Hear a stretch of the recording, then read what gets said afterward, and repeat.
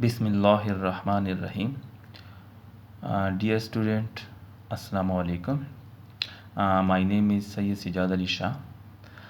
Inshallah, today we will start chapter number 2, homeostasis of class 10th biology. तो student, हमारा जो first topic है वो है बेसिक डिफिनीशंस। यहाँ पर हम कुछ टर्म्स को डिफ़ाइन करेंगे और साथ में इसको एक्सप्लेन भी करेंगे। तो फर्स्ट टर्म जो है वो है होमियोस्टैसिस। होमियोस्टैसिस बेसिकली हम इसको डिफ़ाइन करते हैं the maintenance of the internal condition of body at equilibrium despite changes in the external environment. मतलब ये है कि हर एक ऑर्गेनिज़म जो है वो अपना जो मतलब उनका जो बॉडी एक इंटरनल एक कंडीशन होती है उसको एक ख़ास तवाज़न में रखने की कोशिश करता है। उसके जितने भी मटेरियल्स होते हैं उन तमाम को एक ख़ास तवाज़न में रखने की कोशिश करता है।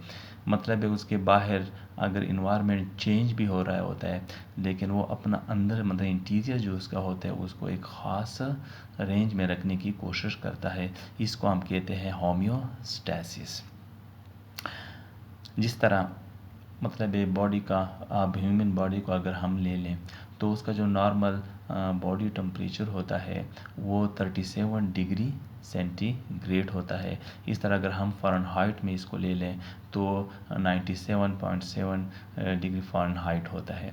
तो देखें ना, मौसम तब्दील होते रहते हैं, बाहर गर्मी भी हो जाती है, सर्दी भी हो जाती है, ठीक है, टेम्परेचर हाई भी हो जाता है, लो भी हो जाता है, लेकिन फिर भी हमारा जो बॉडी टेम्परेचर है वो सेम ही रहता है। वो नॉर्मल 37 डिग्री सेंटीग्रेड या फ़ारेनहाइट में अगर हम ले लें 97.7 डिग्री फ़ारेनहाइट ही रहता है। इस तरह हम आते हैं नेक्स्ट ऑस्मो रेगुलेशन। तो ऑस्मो रेगुलेशन भी होमियोस्टेसिस की एक सब आप इसको टाइप्स कह सकते हैं। ऑस्मो रेगुलेशन में है बेसिकली बॉडी जो होती है वो क्या करती है, वाटर और साल्ट की कंसंट्रेशन को क्या करती है, मेंटेन रखती है एक ख़ास हद में।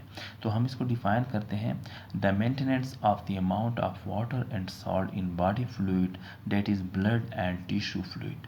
तो मतलब है ह्यूमन बॉडी में या बॉडी में जो क्या होता है ब्लड और टिश्यू फ्लूइड होता है उसमें वाटर की और साल्ट की एक मखसूस कंसंट्रेशन होती है जो हमारी बॉडी उसको बढ़ने नहीं देती और उसको एक मखसूस रेंज में रखने की कोशिश करती है, क्योंकि अगर ये ख़ास रेंज से बढ़ जाए तो ये हमारे लिए नुकसानदेह है। इस तरह अगर ये ख़ास रेंज से कम हो जाए तो फिर भी हमारे लिए नुकसानदेह है।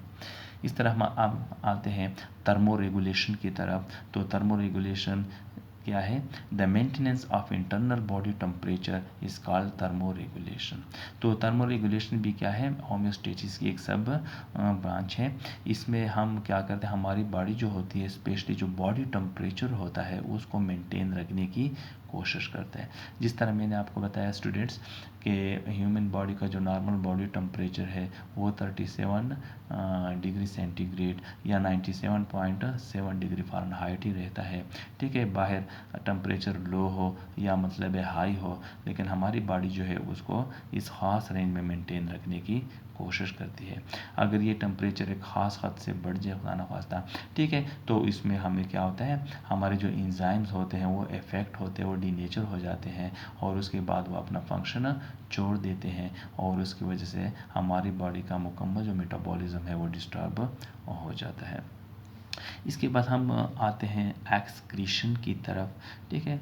तो एक्सक्रीशन दरअसल क्या है, हमारी बॉडी में जो मुख्तलिफ़ किस्म के वेस्ट प्रोडक्ट्स बनते हैं उसको हमारी बॉडी बाहर एक्सक्रीट करती है।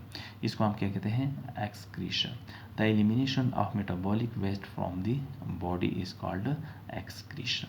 एलिमिनेशन मीन्स बाहर निकालना, रिमूव करना, ठीक है। तो एक्सक्रीशन में क्या होता है कि बॉडी से जो वेस्ट मटेरियल होते हैं, मेटाबॉलिक वेस्ट होते हैं, वो बाहर खारिज होते हैं, इसको हम एक्सक्रीशन कहते हैं। अब मेटाबॉलिक वेस्ट क्या है, देखिए मेटाबॉलिक वेस्ट वो तमाम वेस्ट यानी फाजिल मादे जो मेटाबॉलिज्म के नतीजे में बनते हैं, मेटाबॉलिज्म क्या है?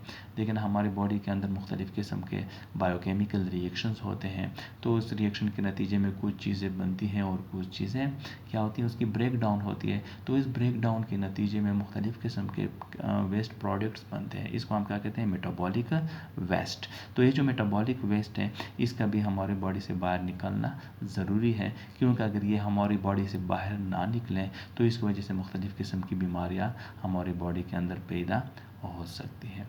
तो ये स्टूडेंट हमारे कुछ बेसिक डिफिनीशंस थे। इसके बाद हम नेक्स्ट टॉपिक्स की तरफ आते हैं। अच्छा, अब स्टूडेंट हम नेक्स्ट टॉपिक 2 की तरफ आते हैं। इसको हम कहते हैं होम्योस्टेसिस इन प्लांट्स। तो ये क्या ना, एनिमल्स हैं या प्लांट्स हैं, वो सारे के सारे लिविंग हैं। तो उन तमाम की बॉडी की क्या है, एक इंटरनल कंडीशन होती है जिसको मेंटेन रखने की कोशिश करते हैं। अगर वो इस ख़ास इक्विलिब्रियम से ये तवाज़न की हालत है, इससे अगर ये कम या ज़्यादा हो जाए तो उस लिविंग बॉडी के लिए वो नुकसानदेह होता है। तो जिस तरह एनिमल्स होम्योस्टेसिस करते हैं, अपनी जो इंटरनल बॉडी इन्वायरमेंट है उसको कांस्टेंट रखते हैं, उसको एक तवाज़न में रखते हैं, इक्विलिब्रियम में रखते हैं। तो इस तरह प्लांट्स भी क्या करते हैं? होम्योस्टेसिस करते हैं। तो यहाँ पर अगर आप देख सकें बच्चों आपके लिए, plants apply different mechanism for the homeostasis of water and other chemical such as oxygen, carbon dioxide and nitrogenous material. तो देखें ना, प्लांट की बॉडी के अंदर भी एक्स्ट्रा वाटर भी होता है, एक्स्ट्रा ऑक्सीजन, कार्बन डाइऑक्साइड भी होते हैं, नाइट्रोजनस वेस्ट भी होते हैं। ठीक है, नाइट्रोजनस वेस्ट जो नाइट्रोजनस कंपाउंड के ब्रेक डाउन के नतीजे में बनते हैं। ठीक है, तो इन तमाम जो क्या है वेस्ट मटेरियल है, इनका अगर ये ख़ास हद से बढ़ जाए तो प्लांट इसको एक्सक्रीट करने की कोशिश करती है, उसको एक्सक्रीट करती है मुख्तलिफ़ तरीक़ों से। यहाँ पर आपको फर्स्ट इसमें बताया है removal of extra carbon dioxide and oxygen. तो देखिए, आप लोगों ने स्टूडेंट पहले भी पढ़ा है कि डे टाइम में प्लांट जो है वो प्रोसेस ऑफ फोटोसिंथेसिस करते हैं। फोटोसिंथेसिस जिसके नतीजे में प्लांट्स क्या बनाते हैं, अपने लिए फूड बनाते हैं, ग्लूकोज बनाते हैं। तो आप लोगों ने पढ़ा होगा कि इस ग्लूकोज के साथ फोटोसिंथेसिस के नतीजे में ऑक्सीजन गैस भी बनती है।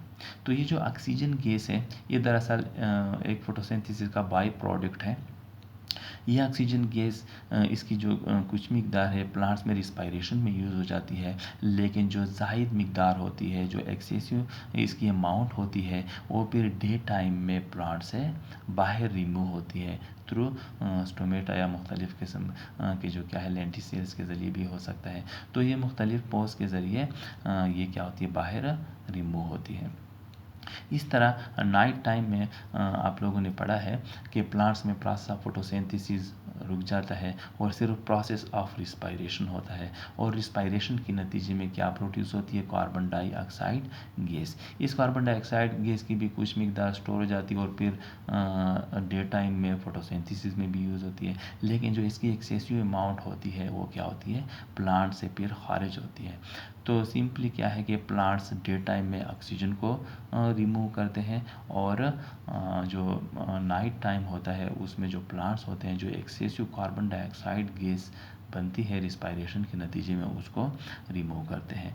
तो ये जो एक्सेसिव अमाउंट ऑफ ऑक्सीजन है और कार्बन डाइऑक्साइड है, ये दरअसल प्लांट्स के यहाँ पर वेस्ट मटेरियल है। इस तरह हम आते हैं रिमूवल ऑफ एक्स्ट्रा वाटर।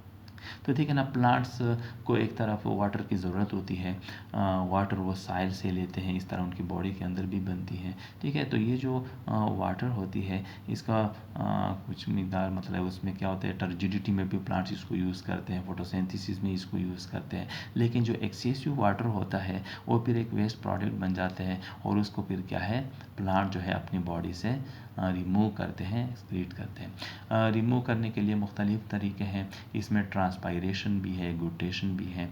तो पहले अगर हम ट्रांसपायरेशन को पढ़ें तो ट्रांसपायरेशन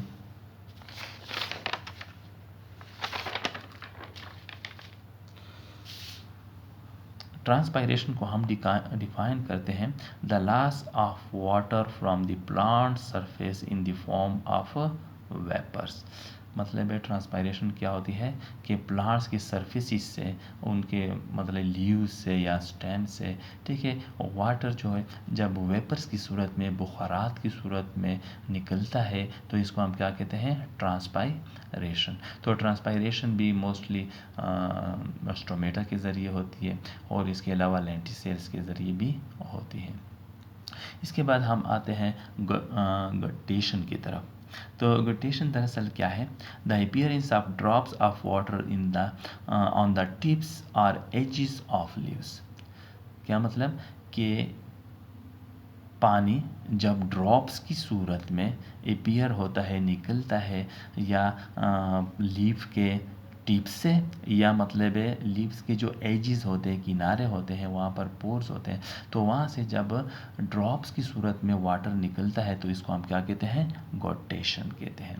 एक तो होता है ड्यू ड्रॉप्स। ड्यू ड्रॉप्स तो अक्सर मॉर्निंग टाइप में आपको पत्ते या प्लांट्स के ऊपर नज़र आता है। तो ड्यू ड्रॉप्स और गॉटेशन में फ़र्क है। ड्यू ड्रॉप दरअसल क्या होते हैं कि जो वाटर वेपर्स इन्वायरमेंट में होते हैं वो कंडेंस होकर पत्ते के ऊपर या प्लांट्स की सरफेसिस के ऊपर जम जाते हैं, इसको हम क्या कहते हैं, ड्यू ड्रॉप। लेकिन गॉटेशन दरअसल क्या है, वो प्लांट्स के अंदर से ही निकलता है, तो या उनके लीव्स के टिप से निकलता है या उनके लीव्स के एजिस से निकलता है।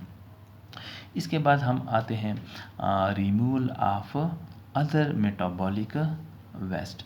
तो देखिए प्लांट्स बॉडी के अंदर मुख्तलिफ़ किस्म के मेटाबॉलिक वेस्ट बनते हैं और प्लांट्स मोस्टली उसको डिपॉजिट करते हैं इन the form of harmless material. मतलब है इस तरह वेस्ट प्रोडक्ट होते हैं कि प्लांट इसको डिपॉजिट कर लेता है और ये प्लांट्स की बॉडी के लिए कोई नुकसान नहीं देते और मुख्तलिफ़ तरीक़ों से फिर इसको बाहर रिमूव भी कर लेते हैं। अब देखें ना, एनिमल्स की बॉडी के अंदर भी हम पढ़ेंगे कि मुख्तलिफ़ किस्म के क्या बनते हैं, मेटाबॉलिक वेस्ट बनते हैं जो कि एनिमल्स की बॉडी के लिए नुकसानदेह होते हैं और एनिमल्स क्या करते हैं, उसको फिर अपनी बॉडी से एलिमिनेट करते हैं। प्लांट्स के अंदर भी मेटाबॉलिक वेस्ट बनते हैं, लेकिन मोस्टली प्लांट्स के अंदर जो मेटाबॉलिक वेस्ट होते हैं वो डिपॉजिट होते हैं और वहाँ पर वो हार्मलेस कंडीशन में रहते हैं। तो इसमें अगर आप इसको देख सकेंगे, plants deposit and remove many metabolic waste, जिसमें ये जो मोस्टली है, फॉर एग्जांपल कैल्शियम ऑक्जेलेट।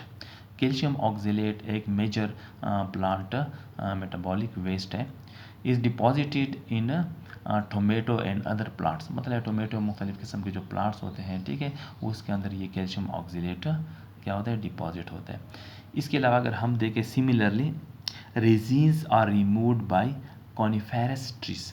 अब रेजिन्स भी क्या एक मेटाबॉलिक वेस्ट है जो कि कॉनिफेरस ट्रीज से रिमूव होता है, सीक्रेट होता है।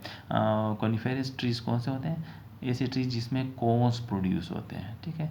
बाज़ प्लांट्स में तो आप लोगों ने कहा है कि फ्लावर्स प्रोड्यूस होते हैं, लेकिन कॉनिफोरस ऐसे ट्रीज होते हैं कॉनिफेरस जिसके अंदर कोन्स प्रोड्यूस होते हैं। तो ये कोन उनके रिप्रोडक्टिव स्ट्रक्चर्स होते हैं, ठीक है, जिस तरह ये पाइनस वगैरह ये कॉनिफेरस ट्रीज है।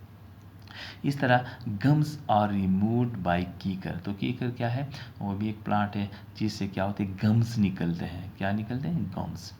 तो इसके अलावा latex are removed by rubber plant. इस तरह रबर प्लांट जो है उससे क्या होता है, लैटिक्स निकलते हैं।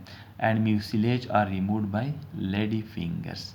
और इस तरह जो लेडी फिंगर्स होते हैं, ठीक है, जिसको हम बिंडी कहते हैं, ठीक है, तो इससे भी क्या होता है, एक स्टिकी मटेरियल बाहर निकलता है, हमारी उंगली के साथ अक्सर चिपक भी जाता है, इसको हम क्या कहते हैं, म्यूसिलेज। ये नीचे आप पैराग्राफ देख सकते हैं, leaf fall is the major source of excretion in plants. During leaf fall excrete products are removed from plant body. इसका क्या मतलब है कि आप लोगों ने देखा हो ना कि ऑटम में, ख़ज़ा के मौसम में प्लांट से क्या होते हैं, पत्ते गिरते हैं।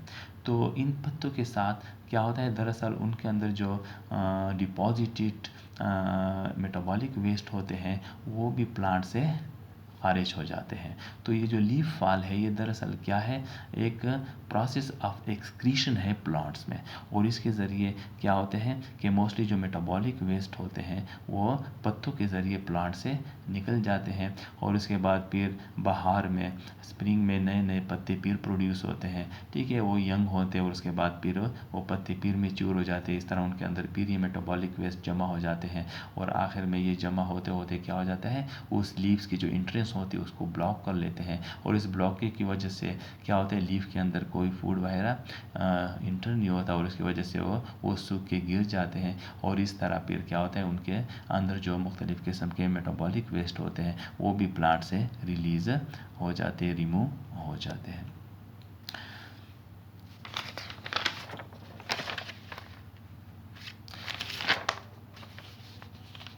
डियर स्टूडेंट्स, अब हम नेक्स्ट टॉपिक 3 की तरफ आते हैं, osmotic adjustment in plants. Osmotic adjustment किसे कहते हैं कि प्लांट्स किस तरह मुख्तलिफ इन्वायरमेंट्स में अपनी जो क्या है ऑस्मोटिक कंडीशन है, वाटर की कंसंट्रेशन है, उसको क्या करते हैं, महफूज रखते हैं, उसको रेगुलेट रखते हैं। तो देखें मुख्तलिफ़ किस्म के प्लांट्स हैं जो मुख्तलिफ़ किस्म की इन्वायरमेंट में रहते हैं, और वहाँ पर मुख्तलिफ़ किस्म की इन्वायरमेंटल कंडीशन के साथ उनको फेस करना होता है, या तो पानी ज़्यादा होता है या पानी कम होता है, ठीक है, या सॉल्ट ज़्यादा होते हैं, तो इसके मुताबिक वो अपनी बॉडी को एडप्ट भी करते हैं और वहाँ पर एडप्टेशन भी लेके आते हैं। तो इसमें आप देखें, फर्स्ट हम इसको पढ़ेंगे hydrophytes. Hydrophytes, fights means plant, hydro means water, ठीक है। तो ऐसे प्लांट्स जो पानी में रहते हैं, ठीक है, या टोटली या कंप्लीटली तौर पर या कुछ पार्शली वहाँ पर वो इसमें सबमर्ज होके रहते हैं। तो इस यहाँ पर आप देख सकते हैं, दे लिव कम्प्लीटली और partially submerged in fresh water. Submerge means डूबे होना, ठीक है। तो यह मतलब कम्प्लीटली या जुज़वी तौर पर पानी में डूबे होके वहाँ पर पाए जाते हैं। तो इसमें क्या होता है, चूँकि वो पानी में होते हैं तो इर्द गिर्द पानी ही पानी होता है, ठीक है। तो अगर ज़्यादा पानी उसके अंदर इंटर हो और पानी कम निकले तो उसकी वजह से क्या होता है, उसकी सेल का ऑस्मोटिक प्रेशर बढ़ेगा, और उसकी वजह से वो ज़ाहिर बातें पड़ जाएंगे, और मतलब के सेल सारे डैमेज हो जाएंगे, और वो प्लांट्स फिर वहाँ पर नहीं रह सकेगा। लेकिन कुदरत ने क्या किया है कि उनके अंदर कुछ ऐसे एडप्टेशन की हुई है उनके पत्तों के अंदर और उनकी बॉडी के अंदर, जिसकी वजह से जो एक्स्ट्रा वाटर होता है वो उसकी बॉडी से बाहर निकलता है। तो इसमें क्या है, they have broad leaves with a large number of stomata in their upper surfaces। तो कुदरत ने क्या है, उनकी बॉडी के अंदर क्या होता है, उनके जो ल्यूज़ होते हैं एक तो ब्रॉड होते हैं, चौड़े होते हैं, ठीक है, लार्ज साइज़ होते हैं, और उसमें नंबर ऑफ स्टोमेटा ज़्यादा होता है। तो आप लोगों ने पढ़ा है ना कि स्टोमेटा छोटे छोटे पोर्स होते हैं जिसके ज़रिए पानी निकलता है ट्रांसपायरेशन की सूरत में, ठीक है। तो ये जो प्लांट्स होते हैं, चूँकि ये पानी में होते हैं, पानी बहुत ज़्यादा इसके अंदर इंटर होता है, तो इस ज़्यादा पानी को बाहर निकालने के लिए और अपने ऑस्मोटिक कंडीशन को मेंटेन रखने के लिए वो क्या करते हैं, उनके अंदर क्या होते हैं, लीव्स जो होते हैं ब्रॉड होते हैं, चौड़े होते हैं, और उसमें स्टोमेटा ज़्यादा होते हैं, तो ज़्यादा से ज़्यादा प्रोसेस ऑफ ट्रांसपायरेशन के ज़रिए पानी निकलता है, और इस तरह क्या होता है कि जो ज़ायद पानी होता है उनकी बॉडी से खारिज होता है। इस डायग्राम में भी आप थोड़ा बहुत देख सकते हैं, एक ब्रॉड लीव है जिसमें आपको ये स्टोमेटा बताए गए हैं, तो इस कंडीशन में ये पानी की सरफेस पे पाए जाते हैं। अच्छा, इसके बाद हम ज़ीरोफाइट्स की तरफ आते हैं। तो ज़ीरोफाइट्स ऐसे प्लांट्स होते हैं जो ड्राई इन्वायरमेंट में रहते हैं, पुश इन्वायरमेंट, जिस तरह ये डेजर्ट वगैरह, वहाँ पर जहाँ पर पानी की कमी होती है, चूँकि इन प्लांट्स को पानी की कमी का सामना करना पड़ता है, ठीक है। तो अपनी बॉडी की कमी को मेंटेन रखने के लिए इनकी बॉडी के अंदर मुख्तलिफ़ किस्म की एडेप्टेशन होती है। तो इसमें आप देख सकते हैं, they have thick vaccine cuticle और देयर एपिडर्मिस। एपिडर्मिस जो उसके मतलब लीव्स के बाहर, स्टेम के बाहर एक लेयर होती है सख्त थिक सी, ठीक है, जो कि क्या करती है, बेसिकल इंटरनल जो इसके पार्ट्स होते हैं वहाँ से पानी की ट्रांसपायरेशन को बाहर निकलने को कम करते हैं। पानी फिर कम से कम खारिज होता है और ज़्यादा पानी उसके अंदर रहता है। इसके बाद they have reduced leaves with less number of stomata. दूसरा है कि जो इसकी जो लीव्स होती हैं वो मॉडिफाइड होती हैं नीडल्स की सूरत में या मतलब शॉर्ट फॉर्म में, और इसके अलावा इसके जो क्या होते हैं स्टोमेटा होते हैं, नंबर ऑफ स्टोमेटा वो भी बहुत कम होते हैं, तो इसकी वजह से भी पानी कम से कम निकलता है और ज़्यादा पानी इसके अंदर ही रहता है। इसके अलावा है दे हैव डीप रूट्स।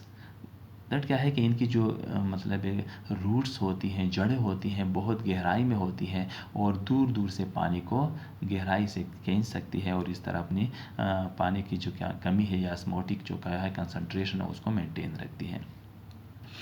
इसके बाद आप देख सकते हैं some xerophytes store large quantity of water in their special parenchyma cells, for example cactus. अब देखें ना ये जो कुछ ज़ीरोफाइट्स होते हैं जिस तरह ये कैक्टस वगैरह होती है, ठीक है, तो उनके जो क्या होते हैं स्टेम्स होते हैं उसमें स्पेशल किस्म के पैरेन्काइमा सेल, पैरेन्काइमा सेल जो 3 वाल होते हैं जिनकी जो सेल वाल होती है पतली होती है और ज़्यादा से ज़्यादा पानी को स्टोर कर सकते हैं। तो ये जो क्या होते हैं सेल्स होते हैं पैरेन्काइमा सेल, ये ज़्यादा से ज़्यादा पानी को स्टोर करते हैं और उसकी वजह से इनके जो स्टेम्स होते हैं अक्सर सोलन कंडीशन में होते हैं और ऐसे स्टेम्स को हम सकुलेंट स्टेम भी कहते हैं। तो ज़्यादा से ज़्यादा पानी ये अपने स्टेम के अंदर स्टोर करते हैं, तो इस वजह से भी वो अपने ऑस्मोटिक कंसंट्रेशन को मेंटेन करते हैं। यहाँ पर स्टूडेंट्स अगर आप ये सिंपल सी डायग्राम है, ये एक कैक्टस प्लांट है, उसका स्टेम है और स्टेम के अंदर आप के बाहर आपको ये नीडल्स नज़र आ रही है, दरअसल इनकी लीव्स हैं। तो एक तो इनकी सकुलेंट स्टेम होती है जो कि ज़्यादा से ज़्यादा पानी को स्टोर करती है, इसके अंदर पैरेन्काइमा सेल होते हैं, और दूसरे इसके जो क्या होते हैं लीव्स होते हैं नीडल्स की सूरत में होते हैं, बहुत ज़्यादा नैरो होते हैं, तो इसकी वजह से भी क्या होते हैं पानी कम से कम यहाँ से निकलता है। अब हम आते हैं स्टूडेंट्स हेलोफाइट्स की तरफ। हेलोफाइट्स ऐसे प्लांट्स होते हैं जो सी वाटर से लाइन वाटर में रहते हैं और वहाँ पर फिर चूँकि उनको बहुत ज़्यादा साल्ट्स नमक का सामना करना होता है, तो इसकी वजह से वो क्या करते हैं मुख्तलिफ़ किस्म के एडप्टेशन अपने अंदर लेके आते हैं।